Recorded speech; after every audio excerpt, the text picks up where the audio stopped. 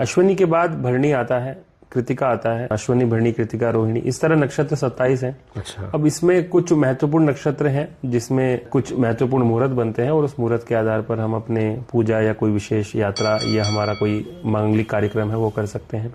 रोहिणी नक्षत्र जिसमें शुभ माना जाता है, रोहिणी नक्षत्र के स्वामी चंद्रमा होते हैं। तो नक्षत्र के जो स्वामी हैं, हालांकि 27 नक्षत्र हैं, प्रत्येक नक्षत्र का कोई ना कोई स्वामी ग्रह होता है।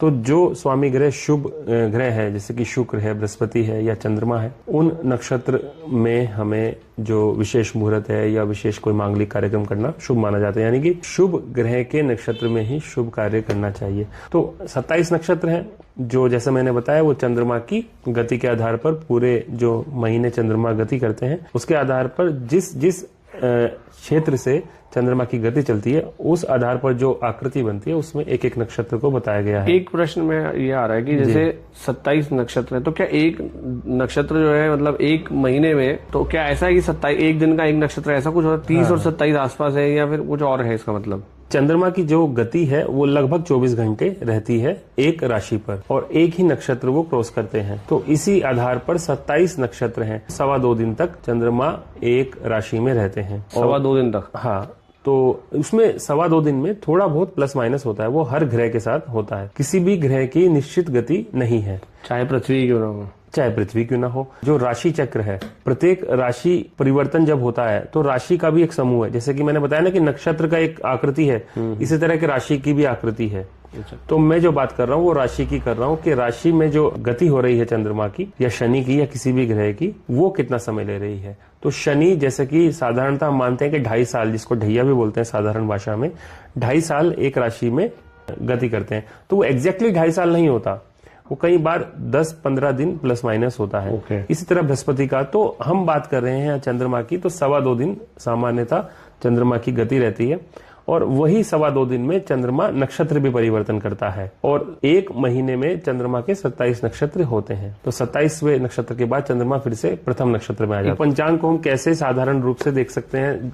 एक जो ज्योतिष नहीं पढ़ना चाहते या जो घर घर में समझना चाहते हैं उनको कैसे समझ में आ जाए पंचांग के विषय में, तो वो हमारा उद्देश्य है। पंचांग के विषय में मैं आपको 1-2 पंचांग भी यहाँ पर मेंशन कर दूंगा, जैसे कि मार्तंड पंचांग है, दिवाकर पंचांग है, या फिर अगर हम एप्लीकेशंस में आए तो एस्ट्रोसेज एप्लीकेशन पे भी आप देख सकते हैं, उससे भी कुछ ना कुछ सीखने को मिल जाएगा। लेकिन अच्छा रहेगा कि हम अपने घर पर एक पंचांग, जो पुस्तक रूपी पंचांग है, मार्तंड या फिर दिवाकर, इस तरह का पंचांग अपने घर पर रखें। हम नक्षत्र की बात कर रहे थे तो चंद्रमा के आधार पर नक्षत्र होते हैं, 27 नक्षत्र हैं। चौथा अंग आता है करण का। करण? हाँ। अच्छा। करण क्या होता है? करण का जो तिथि का अर्ध भाग होता है, यानी कि हाँ, शुक्ल पक्ष, 2 पक्षों में 15-15 तिथि हैं, तो एक पक्ष में जो 15 तिथि है उसमें प्रत्येक तिथि का आधा भाग, यानी कि 15 तिथि जो है उसके आधा आधा करेंगे तो 30 करण बन जाते हैं। अब उन करण का हमारे सामान्य जीवन पे कोई हमारे उसका यूज नहीं है, लेकिन हाँ, अगर हम मुहूर्त में जाएंगे तो हमें उसका उपयोग करना पड़ता है। और मुहूर्त के लिए हम पंचांग में भी देख सकते हैं, करण अलग अलग हैं, उसमें कुछ शुभ करण है, कुछ अशुभ करण है।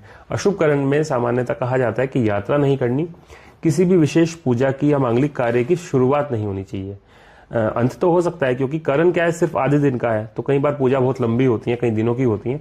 तो करण को इस तरह देखते हैं कि करण में हमें कोई यात्रा या कोई शुभ मुहूर्त या कोई शुभ कार्य स्टार्ट नहीं करना चाहिए। जो अशुभ करण है जो आप बता रहे हैं, अशुभ करण में और शुभ करण में स्टार्ट करना चाहिए। मतलब करण ऐसे है कि ये करण जब भी होगा अशुभ ही होगा, या ऐसा नहीं है वही करण टाइम चेंज होने पे शुभ भी होता है, ऐसा कुछ भी होता है? नहीं, करण तो निश्चित है कि जैसे कि करण के, जैसे आज की बात करें अभी, तो हम कैसे समझेंगे इसको? आज से जैसे कि अभी आज कौन सी तिथि है?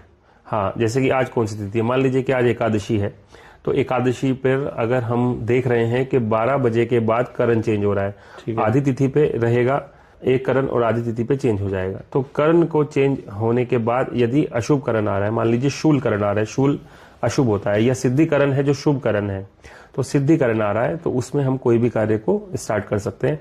और उस कार्य को हमने सिद्धि में स्टार्ट किया है, लेकिन वो उसके बाद किसी अशुभ करण में जाके समाप्त हो रहा है, तो कोई समस्या नहीं है। अच्छा, स्टार्ट हमें नहीं करना है। हाँ, जैसे कि राहु काल में कहते हैं कोई कार्यक्रम स्टार्ट नहीं करते, तो करण के बाद योग आता है, और योग जैसा कि नाम से दिख रहा है कि योग, तो जो सूर्य चंद्रमा का जो अंतर होता है उसको योग, उसकी जो जोड़ते हैं, उनकी जो डिग्री है उनके जोड़ को योग कहते हैं। योग का भी मुख्यतः यही कारण है, योग का भी मुख्यतः यही उद्देश्य रहता है कि मुहूर्त में इसको यूज किया जाता है। और 27 तरह के योग होते हैं। अच्छा। 27 नक्षत्र हैं और 27 तरह के योग है। और योग को जो डिवाइड किया गया है, जैसे कि हम जानते हैं जो भचक्र होता है, भचक्र क्या होता है?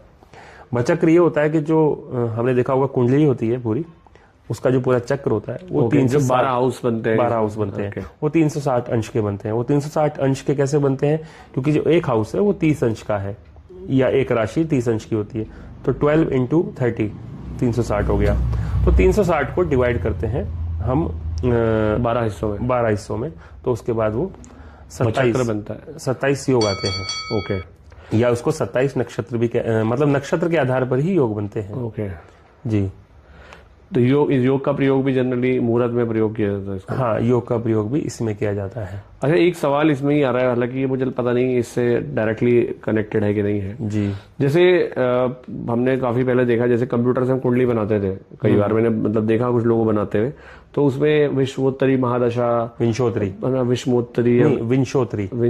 अच्छा, और कुछ अलग अलग, मतलब ये जो भचक्र है ये कई सारे देखे, लग्न का अलग देखा है ना, तो क्या वो एक ही थे या फिर मतलब हमें समझ नहीं आए, क्या वो भचक्र एक होता है किसी कुंडली में? जैसे कुंडली की बात कर रहा हूँ मैं अभी पंचांग की बात नहीं करता, तो क्या उसमें भी यही चीज है, वो सेम अलग है कुछ? नहीं, उसमें क्या है कि जो कुंडली बनती है ना वो तो एक ही होती है, लग्न कुंडली जिसको बोलते हैं। वो लग्न के कुछ अंश होते हैं, जैसे हम देखेंगे प्रत्येक ग्रह के कुछ अंश होते हैं, तो लग्न के अंश होते हैं। कितने अंश पर वो लग्न आया, जैसे कि 16 अंश पर आया, तो उस अंश को विभाजित करते हैं। मेन कुंडली लग्न कुंडली हो गई, उसके बाद षोडश वर्ग है, 16 कुंडली और बन जाती हैं। हालांकि कुंडली तो 64 बन जाती हैं। तो बेसिकली क्या है कि जो जैसे कि लग्न कितने डिग्री का है, 16 डिग्री का है, तो उसको डिवाइड करते रहते हैं। आप इसको इस तरह समझ सकते हैं कि हम कोई पिक्चर देख रहे हैं, उसको और डिटेल्ड में देखने के लिए हम जूम करते हैं। तो इसी तरह लग्न को जूम करने के लिए उसके और डिफरेंशिएट करना होता है। जैसे कि लग्न का अगर नवमांश निकालना है तो जो लग्न की डिग्री है उसको 9 से डिवाइड करना होगा, तो वो नवमांश कुंडली बन जाती है। इसी तरह दशमांश बनती है, इसी तरह तृतीयांश बनती है, तो इस तरह षष्ठ्यांश, मतलब इसका कोई डायरेक्टली वो और ये अलग है, ये हम मैच कर रहे हैं चीजें। जैसे हमने भचक्र की बात करी, तो कुंडली में भी एक भचक्र होता है, कई सारे होते हैं? नहीं, भचक्र एक ही होता है। भचक्र तो आप इस तरह समझ सकते हैं कि जैसे कुंडली है, उसमें प्लेसमेंट कहाँ है, क्या? हाँ, जैसे कुंडली है तो मान लीजिए कि किसी बच्चे का जन्म होता है, मान लीजिए इस समय जन्म हुआ है, तो अभी उसकी कुंडली क्या बनेगी? अभी उसकी कुंडली बनेगी, आकाश में जो पिंड है उसका जो प्रतिबिंब होता है वो कुंडली होती है। तो इसको इस तरह कह सकते हैं, इस समय सूर्य कौन सी डिग्री में है। हाँ। तो भचक्र का अर्थ ये है कि जो आकाश के जो वो प्रतिबिंब बना है, जो जिसके अंदर कुंडली बन जाती है, उसको भचक्र बोलते हैं। मतलब आपका ये कहना है कि आसमान में इस समय चंद्रमा कौन सी डिग्री में है, ये हम पंचांग से देख सकते हैं? हाँ, मतलब इसके लिए हमें एस्ट्रोनॉमिकल साइंस की जरूरत नहीं है। पंचांग इसीलिए तो है कि उसकी प्रत्येक दिन की प्रत्येक डिग्री वो बता देते हैं। मतलब हमारे ऋषि मुनियों ने इसको कैलकुलेशन से ही कर डाला। वो उस लेवल पर वहां पर ज्ञान विस्तारित किया गया है कि हम आज के समय में सोच नहीं सकते। मतलब हम उनकी जो एग्जैक्ट पोजीशंस हैं जी, जो शायद हम मुझे लगता है कोई इंस्ट्रूमेंट से भी नहीं देख सकते कि अब इस समय जो है शनि कहाँ पर है या उसकी स्पीड क्या है, वो हम शायद आज भी नहीं जान सकते। वो हम आप कह रहे पंचांग से पहले से ही देख सकते हैं। एज ए साइंटिस्ट अगर किसी को ये कहेंगे तो शायद उनको तो पता होगा कैसे जान सकते हैं या टेलीस्कोप से कैसे भी देखेंगे वो, लेकिन अगर हम साधारण व्यक्ति तक अगर हम पहुंचा रहे हैं तो उसका माध्यम पंचांग ही है। ओह, वेरी नाइस। तो पंचांग बहुत अपने आप में एक बहुत बड़ी शक्ति है, बहुत बड़ा चमत्कार है कि इतनी सी पुस्तक में आपको सब कुछ मिल रहा है। आपका जो आने वाले वर्ष हैं, शताब्दी पंचांग भी एक होता है, आपने अगर देखा हो तो उसमें 100 साल का, हाँ, देखा तो उसमें आपके आने वाले 100 साल तक का वर्णन मिल जाता है। तो पंचांग की कैलकुलेशन तो ईश्वरीय शक्ति है। सॉरी, माफी चाहूंगा, एक प्रश्न मेरे दिमाग में और भी आ रहा था, क्योंकि आजकल ये विषय चल भी रहा था। जैसे जन्म नक्षत्र, बहुत सारे लोगों का मेरा फोन आता है, हमारे पास लोग फोन करते हैं कि मुझे ना एक अंगूठी पहननी है और मेरी राशि जो कुंभ राशि है, तो मतलब जनरली हम उन लोगों को ज्यादा समझाते हैं कि वैसे जब तक पहले आप किसी से पूछे नहीं तो आप ऐसे नहीं पहने, कभी उसका लाभ होने या आपको नुकसान ही ना हो जाए। तो क्या मतलब बहुत सारे लोगों ने इसमें यह भी कहा कि अगर जब आप प्रेफरेंस दे रहे हो कुंडली को, तो ज्यादा अच्छा है कि राशि को, तो इससे अच्छा आप अपने जन्म नक्षत्र पे काम करो, या जन्म नक्षत्र आपसे ज्यादा मैच करता है, उसकी पर्सनैलिटी आपसे पूरी पूरी मैच करती है। तो क्या जन्म नक्षत्र को भी जाना जा सकता है, हम कोई भी व्यक्ति जान सकता है पंचांग जानने के बाद, या उसके लिए कुछ अलग हमें समझना पड़ेगा? और नहीं, कोई भी जान सकता है। एक तो आपकी बात का यहाँ पर यह है कि आप जैसे आपके जो भी व्यूअर्स पूछते होंगे, क्लाइंट्स पूछते होंगे, उनको ये लगता होगा कि राशि वो जो उनका नाम है उससे वो संबोधित करेंगे कि हमारा जैसे कि शशांक नाम मेरा है तो कुंभ राशि हो गई नाम से। लेकिन जनरली ये होता है कि राशि भी नक्षत्र से ही निकलती है। अच्छा, अब आपने डिपेंड आप पे, आपके माता पिता पे करता है कि आपने आपके जन्म नक्षत्र के आधार पर नाम रखा है या नहीं रखा। ओके, हाँ, वो विषय अलग हो जाता है। तो हम पंचांग में भी देख सकते हैं। वो कैसे? हमारी कुंडली में या जिस दिन हमारा जन्म हुआ है उस दिन चंद्रमा किस नक्षत्र में है, वही नक्षत्र हमारा है। जैसे अभी आपने कहा था कि चंद्रमा अपनी 27 तरह के नक्षत्र में ट्रैवल कर रहा है, तो उस टाइम पे पंचांग में हम ये देखेंगे कि आज की डेट में नक्षत्र कौन सा है। हाँ, तो वो हमारा जन्म नक्षत्र है, जन्म नक्षत्र होगा।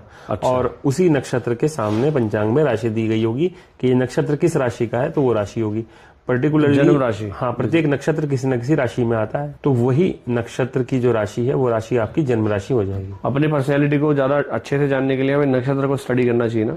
बिल्कुल बिल्कुल। नक्षत्र तो मूल है, राशि से भी ज्यादा डिफरेंशिएट नक्षत्र कर सकता है। तो नक्षत्र को पढ़ना, नक्षत्र के और 27 के 27 नक्षत्र के बारे में बहुत ब्रीफली बताया गया है पुस्तकों में।